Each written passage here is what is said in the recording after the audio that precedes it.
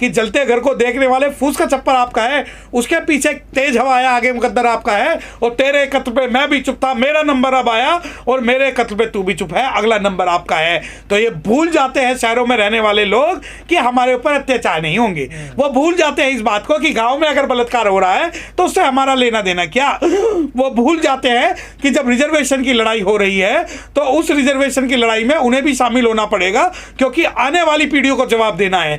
हमारे पुरखे जो हो सकता है कि वो पढ़े लिखे ना हो पर वो जागरूक बहुत ज्यादा थे, इसीलिए उन्होंने हर जगह पर बाबा साहब डॉक्टर भीमराव अंबेडकर साहब की प्रतिमा लगवा दी, बुद्ध विहार बनवा दिए, अंबेडकर धर्मशाला बनवा दी। और आज जब लड़ाई लड़ने की बात होती है तो हम ये कहते हैं कि नहीं, हमारे साथ तो अत्याचार हो रहा, कि जहां भी अत्याचार हो वहां से पलायन कर जाओ। तो दलित समाज, शेड्यूल कास्ट समाज इतना कमजोर नहीं है कि अत्याचार सहने के बाद उस जगह को छोड़ के चला जाएगा, क्योंकि हम वो लोग हैं कि अटल रहा जो अपने पथ पर लाख मुसीबत आने में मिली सफलता, जग में उसको जीने में मर जाने में। जागरूकता का मतलब अगर आप ये कहते हैं कि 14 अप्रैल की जयंती बनानी है और बसपा की सरकार नहीं बनानी, तो हमें ऐसी जागरूकता नहीं चाहिए। जागरूकता का मतलब ही सरकार है। जागरूकता का मतलब यह है कि आपके प्रतिनिधित्व सरकार में बैठे रहे।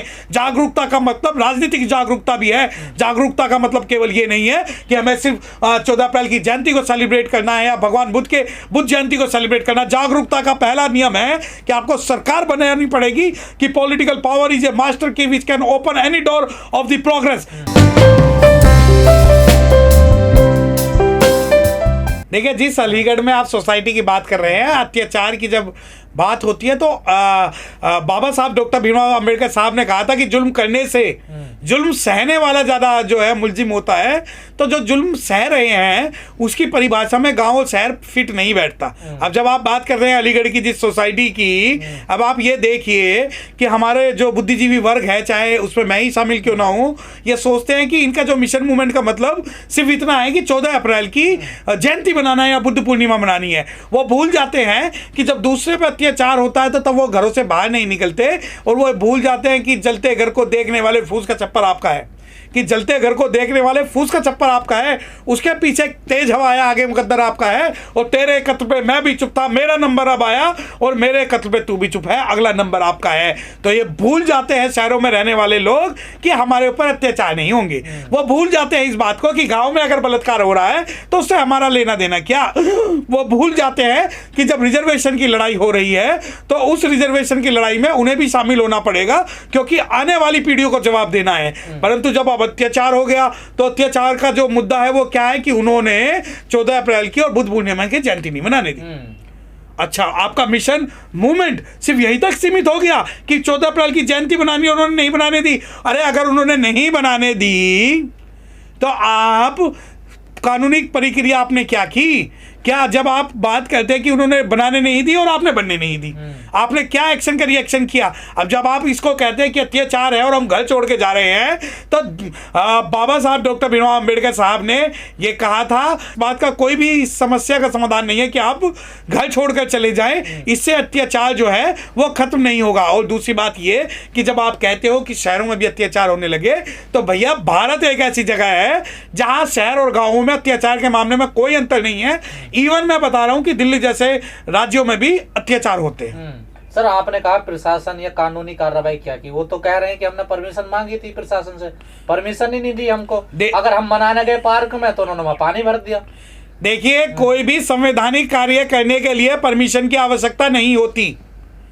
अगर आप बाबा साहब डॉक्टर भीमराव अंबेडकर साहब का 14 अप्रैल का जन्म दिवस बना रहे हैं तो उसके लिए किसी भी प्रकार की परमिशन की आवश्यकता नहीं है, और इसी प्रकार बुद्ध पूर्णिमा के लिए भी नहीं है। अगर ऐसा है तो आप पुलिस वालों से पूछिए कि कितनी जागरण की परमिशन वो देते हैं, कितनी पूजा की परमिशन वो देते हैं, और कितनी जो है गांधी जयंती बनाने की, वल्लभ भाई पटेल जयंती बनाने की, सुभाष चंद्र बोस जयंती बनाने की, विवेकानंद जयंती बनाने की कितनी परमिशन पुलिस से ली जाती है, क्योंकि उन्हें पता है ये उनका मूलभूत अधिकार है और मौलिक अधिकार है। और जब आप परमिशन लेने जाते हो, सरकार अगर डिक्लाइन कर देती है, आप कोई गैर कानूनी काम नहीं कर रहे हैं। जो परमिशन है, जो ये संघ बनाने की स्वतंत्रता है, ये आपका फंडामेंटल राइट है, और इसके ऊपर जो कुछ रिस्ट्रिक्शंस है उनके आधार पर आप कर सकते हैं। दूसरी बात कि आप ये कहते हैं कि हमने एक प्रोग्राम करने के प्रशासन ने जो है उसकी परमिशन नहीं दी, तो क्या आपके पास कोर्ट नहीं है? क्या आपके पास न्यायालय नहीं है? क्या आपके पास उस डिक्लाइन ऑफ परमिशन के लिए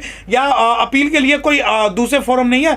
दुनिया भर के लीगल रिकॉर्सेज हैं। मैं आपको बताना चाहता हूं कि अगर बाबा साहब डॉक्टर भीमराव अंबेडकर साहब का आप जन्मदिवस मना रहे हो और उसमें इस प्रकार का कोई भी काम होता है, तो उसके अंदर SC/ST एक्ट की सेक्शन 3 सबसेक्शन 1 जब सबसेक्शन ZC और सेक्शन Z के अंदर में FIR दर्ज हो सकती है, क्योंकि ये केवल यहाँ सवाल केवल बाबा साहब डॉक्टर भीमराव अंबेडकर साहब की जयंती बनाने का नहीं है।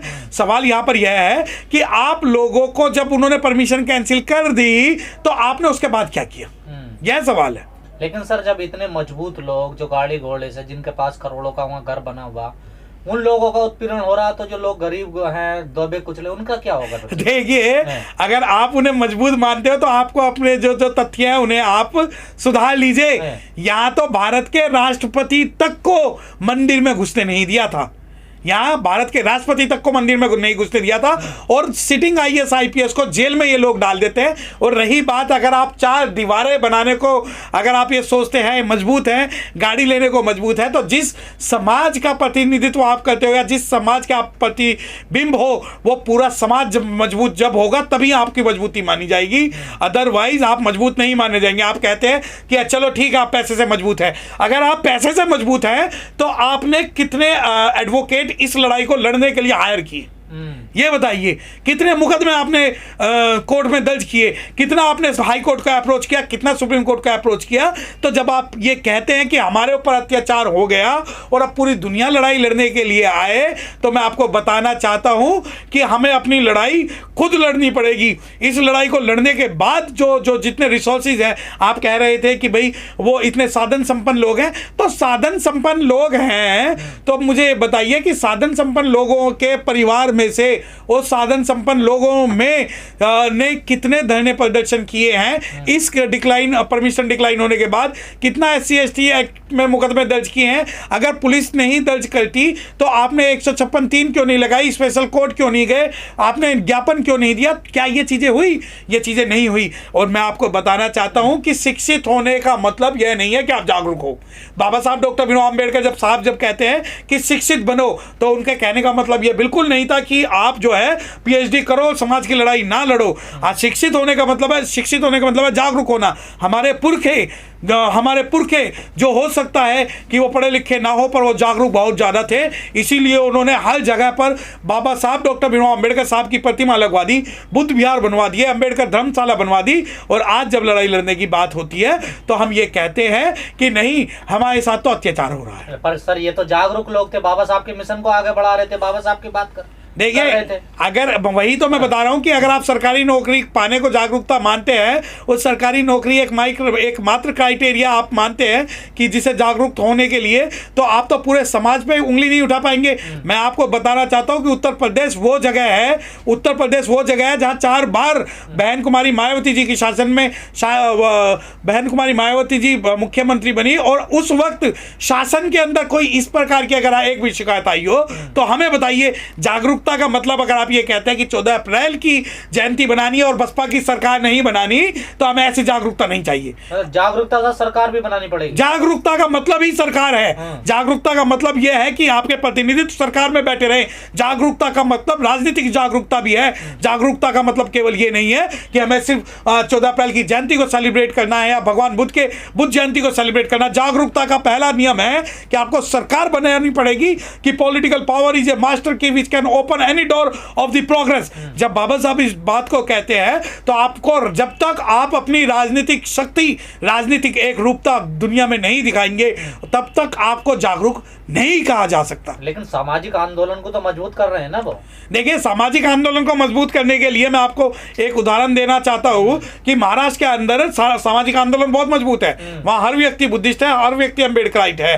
क्या वहां पर अत्याचार नहीं होते? वहां अत्याचार होते हैं क्योंकि राजनीतिक रूप से वो एक नहीं है। खेलान जी जैसे वहां पर अत्याचार हुए, परंतु आप एक ऐसा उदाहरण बता दीजिए उत्तर प्रदेश के अंदर जहां बहुजन समाज या शेड्यूल कास्ट कम्युनिटी पर बहन कुमारी मायावती जी के शासनकाल में इस प्रकार प्रकार का कोई भी अत्याचार हुआ हो, एक भी व्यक्ति बता दीजिए जिसे घोड़ी से उतारा गया हो, एक भी व्यक्ति बता दीजिए जिसे मूंछों के कारण मारा गया हो, एक भी व्यक्ति बता दीजिए कि 14 अप्रैल की जो परमिशन है वो डिक्लाइन हुई हो। अब वो लोग कहते हैं कि बहन कुमारी मायावती जी ने ही एक लॉ लेके आए थे, कानून, कि आपको मूर्ति लगाने से पहले शासन की परमिशन लेनी पड़ेगी। वो इसलिए लाया गए थे ताकि शासन की जिम्मेदारी हो कि उस मूर्ति का रख रखाव करे, उस जगह का रख रखाव करे, तो इसलिए परमिशन जरूरी थी। और आज जब आप कहते हैं कि जागरूकता का मतलब राजनीतिक जागरूकता, बिल्कुल सामाजिक रूप से पूरे भारत में हमारे लोग जागरूक हैं, परंतु राजनीतिक रूप से आप जागरूकता का जब आप बात करेंगे तभी आपको प्रोटेक्शन मिलेगी। क्या यही सॉल्यूशन है, पलायन करना, घर छोड़ देना और बिकाऊ मकान लिख देना, पोस्टर लिख देना? देखिए ये कोई सॉल्यूशन नहीं है।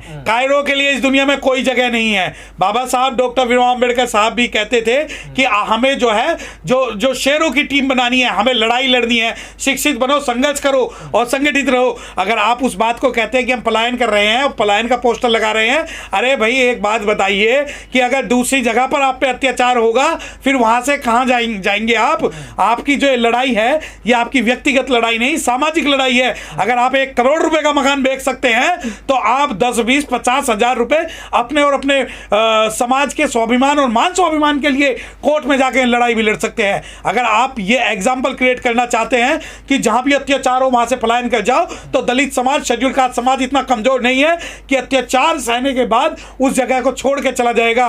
क्योंकि हम वो लोग हैं कि अटल रहा जो अपने 55 लाख मुसीबत आने में मिली सफलता जग में, उसको जीने में, मर जाने में। और पलायन की जहां तक बात है और आप कहते हो कि भाई पलायन इस बात का सॉल्यूशन है, तो हो सकता है आप अपनी नौकरी के कारण, आपकी नौकरी आपके मान स्वाभिमान और समाज की इज्जत से बड़ी हो तो आप पलायन कर सकते हैं। परंतु अगर ये समाज की लड़ाई है और पूरे आप चाहते हैं कि इस लड़ाई को लड़ना, तो अच्छे से अच्छे आप इस मामले की पैरवी कीजिए।